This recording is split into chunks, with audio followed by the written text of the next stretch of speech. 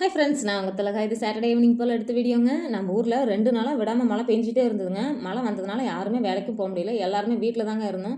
சரி, மழைக்கு எதமா சூடாக ஸ்நாக்ஸ் சாப்பிட்லாமே அப்படின்னு சொல்லி ரெடி பண்ணியிருந்தேங்க. சரி, ஒன்று ஏன் பண்ணணும், 3ஆக பண்ணிடலாம், நம்ம டிஃப்ரெண்ட்டாக பண்ணலாம் அப்படின்னு சொல்லி தாங்க 3 பண்ணியிருந்தேன். ஏன்னா நம்ம வீட்டில் 3 பேருங்கிறதுனால டிஃப்ரெண்ட்டாக கேட்பாங்க. அவங்களுக்கு ஏற்ற மாதிரி தான் நான் செஞ்சு கொடுப்பேன். அவருக்கு வந்து ஹெல்த்தியாக கோதுமை போண்டா தாங்க சாப்பிடுவாங்க. பெரிய தம்பி வந்து எப்பயுமே கீரை போண்டா தான் சாப்பிடுவார். அவருக்கு கீரை போண்டானா ரொம்ப பிடிக்கும். அவருக்கு ரொம்ப ஃபேவரட். நம்ம வீட்டு கடைக்குட்டிக்கு ஸ்நாக்ஸ்னாவே அது இனிப்பு போண்டா தாங்க. ஒன் ஆஃப் த பெஸ்ட்னா ஒரு இனிப்பு தான் கேட்பாரு. எனக்கு இனிப்புனா தான் ரொம்ப பிடிக்கும். நாங்கள் 2 பேரும் ஒரே மாதிரி சாப்பிட்ருவோம். அவங்க 2 பேர் தாங்க கொஞ்சம் டிஃப்ரெண்ட்டாக சாப்பிடுவாங்க.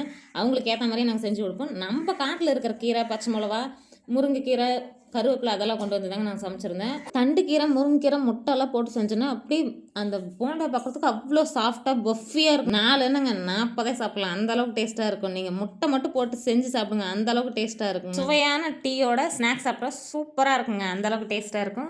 நீங்களும் இந்த மாதிரி பண்ணுவீங்களா? மறக்காமல் கமெண்ட்டில் சொல்லுங்கள். நம்ம காட்டில் பஜ்ஜி வாழைக்காய் வந்து கொஞ்சம் குட்டியாக இருக்குங்க, இன்னும் கொஞ்சம் பெருசானா போடலாம் அப்படின்னு சொல்லி தாங்க அதை விட்டுட்டேன். ஒரு 10 நாள் கழிச்சு நான் பஜ்ஜி போட்டு காமிக்கிறேன். சூப்பராக இருக்குங்க.